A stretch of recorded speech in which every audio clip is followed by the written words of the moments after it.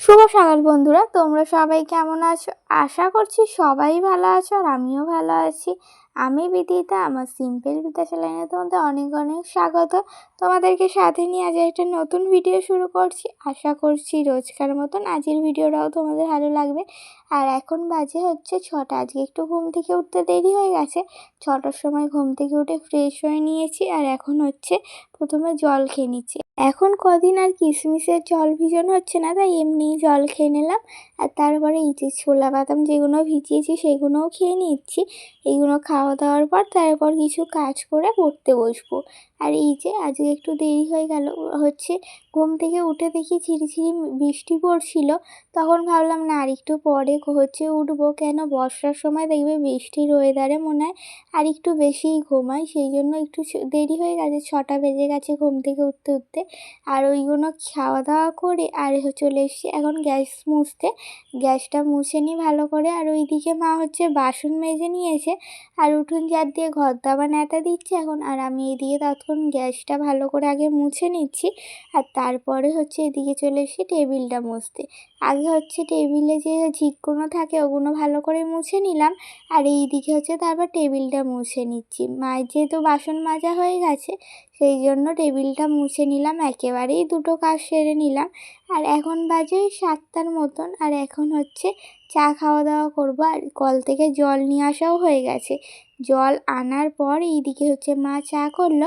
আর এই কাচের কাপগুলো বের করা হয়েছিল, এই কাপগুলোয় বেশ চা খেতে ভালো লাগে। আর মাঝের মধ্যেই হচ্ছে আমাদের নতুন কাপ বের করা হয়, করে করে খাওয়া হয়।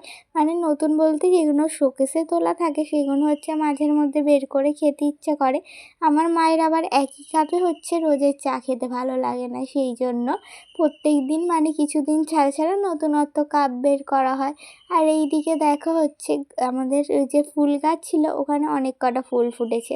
আর এইদিকে মা জামা কাপড় মিলছে। আর ছোট্ট ভাইটা দেখো এখনও আমাদের বাড়ি এসছে। আর ছাদে এলেই ও এরম করে ক্লিপ দেবে। হচ্ছে মা একটা করে জামা মিলবে আর এই যে এই গামলির মধ্যে ক্লিপ রয়েছে আর ও একটা করে করে ক্লিপ দেবে। তারপরে এইদিকে চলে এসেছি, দেখলাম এই ঘরটা একটু ঝুল হয়েছে।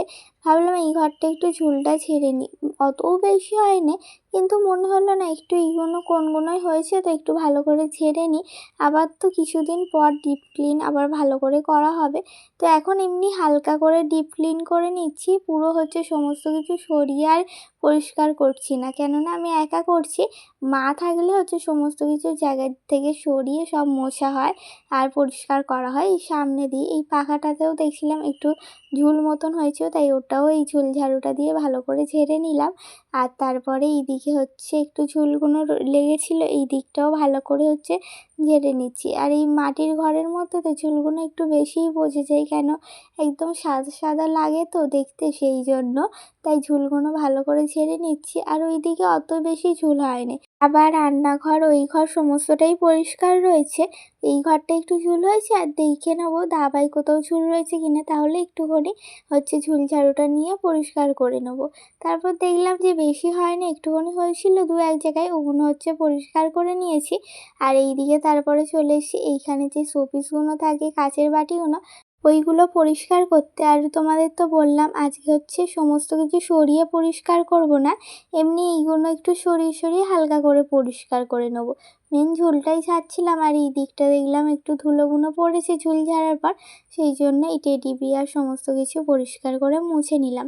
আর এই খাট আর এই আনলাটাও তারপরে মুছে নিয়ে, আর আজকে আর চাদরটা পাল্টানো হবে না, কেন দুদিন আগেই পাল্টানো হয়েছে, সেই জন্য ভালো করে বিছানাটা এখন ঝেড়ে নিচ্ছি, তাহলে ধুলোগুলো সমস্তটাই পড়ে যাবে।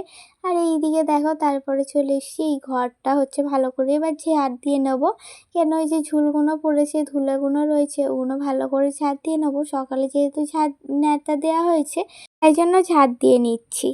ঘরের তো ওদিকে ঝুলগুলো সমস্ত ছাড়লাম। আর হচ্ছে আজকে একটু মাথায় শ্যাম্পু করে নিয়েছি, ওই জন্যই আরও বেশি করে ঝুল দেখছিলাম একটু ঘরে হয়েছিল। মা বললো এখন ঝাড়তে হবে না, বলি না একটু পরিষ্কার করেই নিই। তো এখন স্নান করে চলে এসেছি আর এখন যাবো ফুল তুলতে, তারপরে পুজো করব। তো ফুলটা তুলে আনি, তারা তোমাদের সাথে আবার দেখা হচ্ছে। এইদিকে দেখো ঠাম্মি হচ্ছে কিছু ফুল রেখেছিল এই জানলার মধ্যে, ওই ফুলগুলো নিয়ে নিচ্ছি। আর দেখো কিছু গাছেও ফুল ফুটেছে, বেশি ফোটেনি, ওই কয়েকটা টগর ফুল ফুটেছে, ওগুলোই হচ্ছে তুলে নিচ্ছি। আগে এই দিকের গাছটাই তুলে নিলাম, তারপরে এই গাছে হচ্ছে দুটো ফুল ফুটেছে, ওই দুটো টগর ফুল রয়েছে গাছ। আর এইদিকে হচ্ছে দুটো নয়নতারা ফুলের গাছ রয়েছে, এখানে একটা গাছে 3টে ফুল ফুটেছে, ওগুলো তুললাম। আর ভাবলাম টাইম ফুল কয়েকটা তুলে নিই, তাহলে ঠাকুরকে দেয়া যাবে। এই যে কয়েকটা টাইম ফুল ফুটেছে, এদিকে হলুদ আর গোলাপি, আর ওইদিকে একটা সাদাও ফুটেছে, এটা হচ্ছে তুলে নিলাম।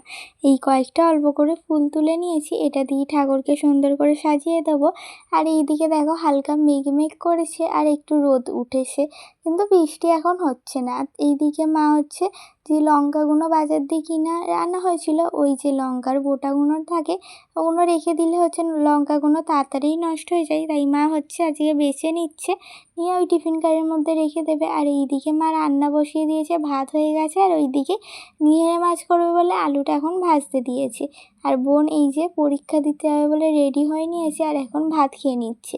ও হচ্ছে আলু সিদ্ধ ঘি দিয়ে ভাত খাচ্ছে, আর একটু পেঁয়াজ নিয়ে নিয়েছে, ওটা দিয়েই ও খেয়ে যাবে। ও বেশিরভাগ দিন ঘি দিয়েই ভাত খেয়ে যায়, কেন ওর ঘি দিয়ে আলু সিদ্ধ দিয়ে ভাত খেতে বেশি ভালো লাগে। আর তারপরে এইদিকে চলে এসেছি, আমি ঠাকুরকে ফুল দিয়ে সাজিয়ে আর সেবা দিয়ে নিয়েছি, আর এখন ধূপ প্রদীপ দেখিয়ে নিচ্ছি। আর ওদিকে পুজো হয়ে গেছে। আর আজ যে দুপুরে কি রান্না বান্না হয়েছে চলো তোমাদের এক ঝলক দেখিয়ে দিই। এখানে রয়েছে ভাত, মুসুর ডাল করেছিল, আর তার সাথে নিহেরে মাছের ঝুড়ো তরকারি করেছিল।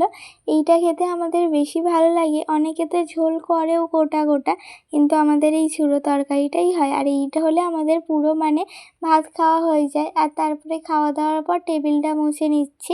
আর বোন যেহেতু পরীক্ষা দিতে গেছে, সেই জন্য হচ্ছে আমরা দুজনেই ভাতটা খেয়ে নিলাম। আর এখন বোন পরীক্ষা দিয়ে চলেও এসছে, আর বিকেলবেলা এখন ভাবলাম চুলটা ভালো করে আঁচড়ে নিই।